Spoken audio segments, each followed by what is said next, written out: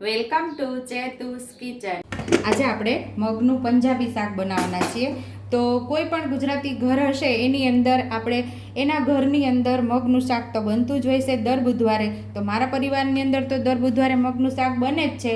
તમારા પરિવારની અંદર મગનું શાક બને છે તો એક મને કમેન્ટ કરજો કે શું કામ દર બુધવારે દરેક ગુજરાતીની ઘરે મગનું શાક બને છે। તો આજે આપણે મગના શાકની અંદર પરિવર્તન કરી અને આજે આપણે પંજાબી મગનું શાક બનાવીએ છીએ। એકનું એક મગનું શાક ખાય અને પરિવારના કંટાળી ગયા હોય તો કંઈક નવા ટેસ્ટ સાથે આપણે આજે મગનું શાક બનાવશું। તો મગ અહીંયા મેં પહેલાં બાફી લીધા હતા। મેં ઘણીવાર કઈ રીતે બાફવા એ આપણી ચેનલ ઉપર બતાવેલું છે, એટલે આજે મેં મગ કઈ રીતે બાફવા એ બતાવેલું નથી, છતાં પણ તમે મગ સરસ પાણીથી ધોઈ અને મગ ઉપર 1.5 ઇંચ જેટલું પાણી આવે એટલા મૂકી અને 5 સીટી કરી લો એટલે મગ તો બફાઈ જ જશે। અને મગ બફાઈ ગયા છે, સાઈડ ઉપર આપણે રાખી દઉં। અહીંયા થોડી કસૂરી મેથી લીધી છે અને મોટી ડુંગળી એક સુધાર લીધી છે, એક ટમેટું સુધાર લીધું છે અને 6 થી 7 કળી લસણની લીધી છે। અને આમાંથી આપણે 1 ઇંચ આદુનો ટુકડાનો ઉપયોગ કરવાનો છે, લીલા ધાણા, એક ટમેટું સુધાર લીધું ઝીણું ઝીણું અને રેગ્યુલર મસાલાની અંદરથી મસાલાનો ઉપયોગ કરી અને ટેસ્ટી એવું આપણે પંજાબી મગનું શાક બનાવશું। ગેસ ઉપર આપ તપેલું રાખી દીધું છે અને દોઢ ચમચા જેટલું આપણે તેલ ઉમેરશું। તેલને આપણે સરસ ગરમ થવા દેશું। તેલનું પ્રમાણ તમે ઓછું વધતું કરી શકો છો। ગુજરાતી ઘરની અંદર તેલનું પ્રમાણ થોડું આગળ પડતું હોય છે એટલે મેં આટલું તેલ મૂકેલું છે। તમે તેલ ઓછું ખાતા હોય તો તમે ઓછું મૂકી શકો છો। અહીંયા આપણું તેલ ગરમ થઈ ગયું છે તો અડધી ચમચી જેટલું જીરું ઉમેરશું। અહીંયા આપણે ડુંગળી પણ ઉમેરી દઈશું।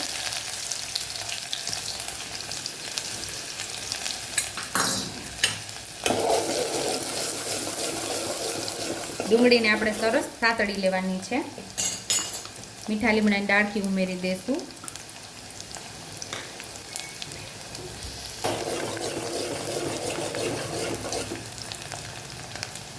અહીંયા આપણે થોડી ડુંગળી સતળાય ત્યાં સુધીમાં આપણે લસણની કળીઓ જે 6-7 લીધેલી આપણે અહીંયા ખમણીને ઉમેરી દેવાની છે।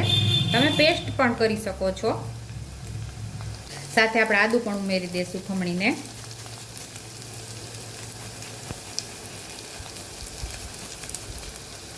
એક ઇંચ જેટલું જ ઉમેરવાનું છે, આ તો વધારે છે એટલે એક ઇંચ જેટલું જ આપણે ખમણીને ઉમેરી દીધું છે। ટમેટું પણ ઉમેરી દઈશું, કસૂરી મેથી ઉમેરી દઈશું।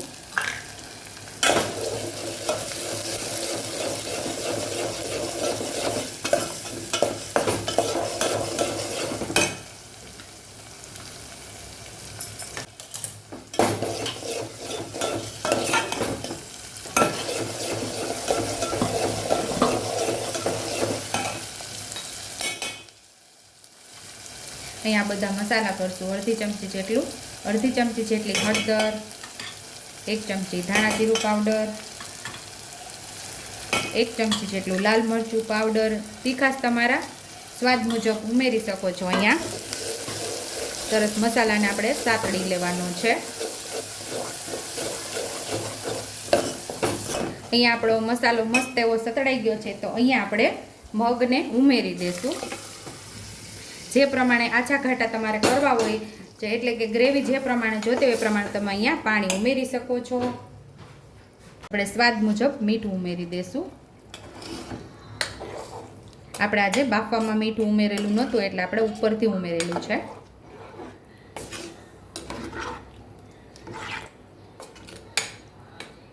હવે મગને આપણે ઉકળવા દઈશું। તો અહીં આપણા મગ મસ્ત એવા ઉકળી ગયા છે તો સર્વિંગ બાઉલની અંદર આપણે સર્વ કરી લઈશું। થોડા ઉપરથી લીલા ધાણા ઉમેરી દઈશું।